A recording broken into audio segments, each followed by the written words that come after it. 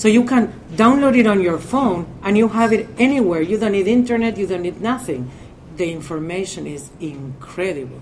Well, in fact, they're saying that half of the new cars sold this year will be internet enabled, and by 2025, all of them will. So podcast listening is just going to grow like crazy. So portability is clearly an advantage. All sides of businesses. So she can talk to the CEO of Staples. She can talk to this young guy who's starting like the new startup. And I find that so valuable, so amazing, because I can relate. I can take their real advice. It's not like theory. It's not something that I don't understand, that I cannot achieve. I think it's very simple. It's kind of one-on-one advice. Well, I think you can clearly see the inspiration that will come from Frank Reactions podcast. So what is your future ideal plan? What kind of audience expectations do you have? I don't actually have it in terms of concrete numbers.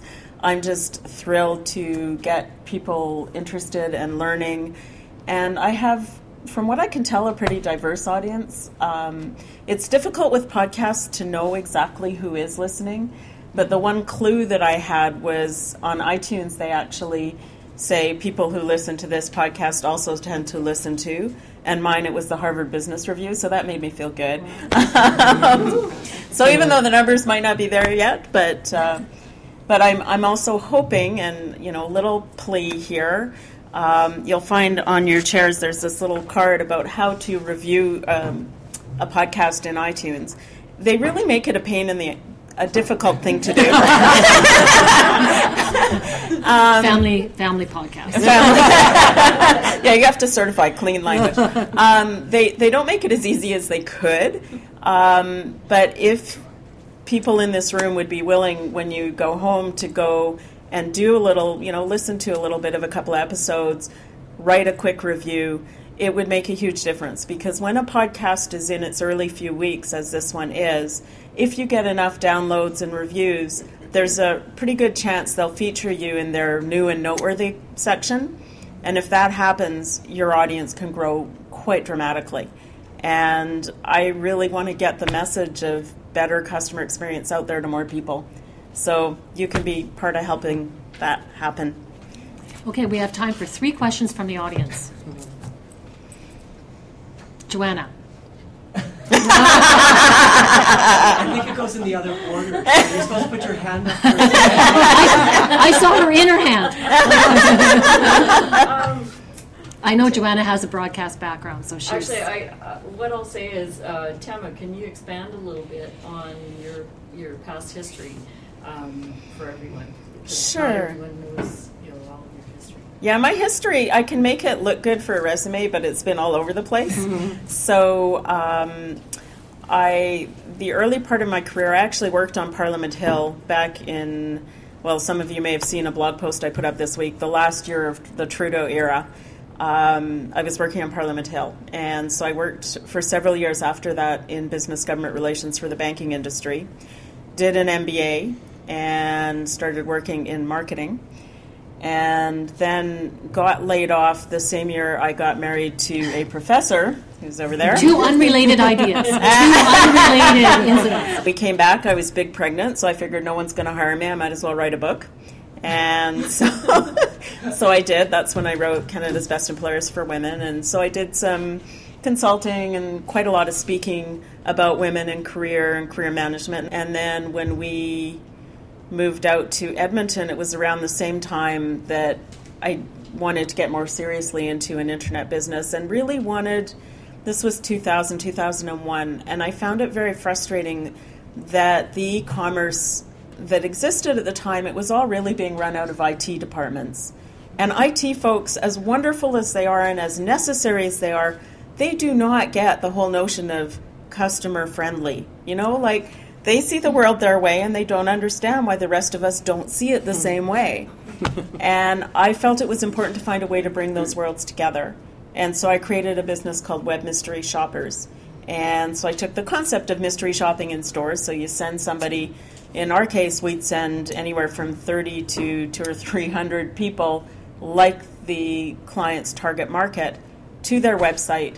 and they would give detailed feedback as they're working through about where they're hitting barriers, what's frustrating them, when they'd be out of there if I wasn't paying them to do this assessment, so that the company can really, well, and I say the company, it's not just, I mean, this is the irony too, is I called it Web Mystery Shoppers thinking it would be retailers primarily, and in fact, most of the customers, financial institutions, government, done quite a few projects for the government of Alberta, travel organizations, and a little bit of retail, and came back and started the online marketing podcast, really trying to inspire more Canadian companies to get online. And so I've got people like Peter Acito, who is the CEO of what was until recently ING Direct. It's now called Tangerine Bank. And he's known as the social media CEO. So in an industry like banking that is so conservative and so afraid of lawsuits, he said, you know what, I want to communicate with my customers, and this is a way to do it. And he is very active in social media. And we had a really interesting interview in which he talked about how he manages the risks. So how do you take a big conservative organization wanting to be out there in social media and deal with the risks? What sorts of training are required? What sorts of hiring practices are required? This one was fascinating. It's a company called Jancoa, based out of Minneapolis, and it's a janitorial services company that was started by a guy who was 19 years old. His father was dying, and he had to step in and try and figure out this business. And they realized that a lot of it was because people couldn't get to their jobs. This is in the U.S. where, well, kind of like Edmonton, they don't have great transit. And the people that they were hiring lived often in slums, in distant slums, had very poor transit access, and then they were supposed to go work at night in downtown office buildings that didn't have transit. So they went out, they bought a minivan, and started driving them, picking them up and driving them to work. Well, all of a sudden, you know, the absenteeism went way down. And then the CEO was the one who was driving them. So after a few days, they got used to that and got back to gossiping and chatting. And so he started getting insight into their lives. And first of all, realized the horrible conditions in which so many of them lived, and concluded that their employees had a problem in that they didn't dream. They didn't feel they could have dreams because there was no point. Life was hopeless. And if that's the way you feel, it's hard to get motivated about your work or about anything else. And so they set up what they call the Dream Manager program. And so in the Dream Manager program, they literally meet one-on-one with their employees, try to find out, you know, if you could do anything, have anything, be anything, what would it be? And let's help you figure out a plan to get there. And let's help enable that. And it is amazing what they have done. They now have by far the lowest turnover. And the irony is they set this program up so that the intention of it really is that ultimately people will move on. Because as she said to me in the interview, nobody grows up wanting to be a janitor. So their goal is to find a way for these people to move on. And they do, and they consider it a success when they do. But at the same time, in that interim period where they're developing the skills and the savings and whatever else they need, they are much more loyal and much more committed and deliver much better service to the customers because they're excited, they care, they feel a sense of commitment. How do you find the people to interview? How do you convince them to do the podcast? Or do you just interview them and then put that into the podcast? And then the other question is, do you pay them? No, I do not pay them. Start with that. I find them by looking for interesting people, and then I contact them and explain that I've got this podcast and that why I think it would be useful for my audience to hear about their experience and would they be willing to share. And I've been very fortunate. Almost everybody says yes. Now, it does help when you're new, especially if you find people who've just got a book out because they want to be everywhere and talking about it. So that's a good way to start. But I find that most people, I mean, there are even some in this room, like Richard Wong sitting over there, who are very kind about sharing their experiences and letting you know about it if you ask questions, if you want to know. So today you've met two very passionate podcast advocates. And any final words, Tema?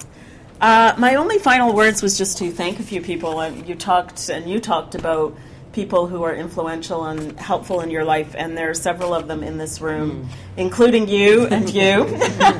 I am just truly grateful and would like to thank Mariana and her assistant Sharon, who helped set up these decorations last night, as well as my intern Anais, and today Cliff, who came and helped us with some more setup. I would certainly like to thank Ken Reagan. Many of you benefited from his exhaustive tour. Exhaustive, not exhausting. No, I mean, I love his enthusiasm, and I love the fact that I was able to hold this event here, because CKU Radio is an important part of this community, and the fact that we were able to tie in doing an audio launch at an audio space like this is wonderful. So you may have noticed there is a donation box there. Nobody's obliged, but if you'd like to leave a little donation or take one of their donation forms with you, that would be a nice way for us to say thank you as well. Okay, so we're going to wrap up our podcast for today, but we just want to close with a reminder that your review will make a difference to Tema. So please review this podcast on iTunes, and thank you very much for coming today. Thank you. Thank you.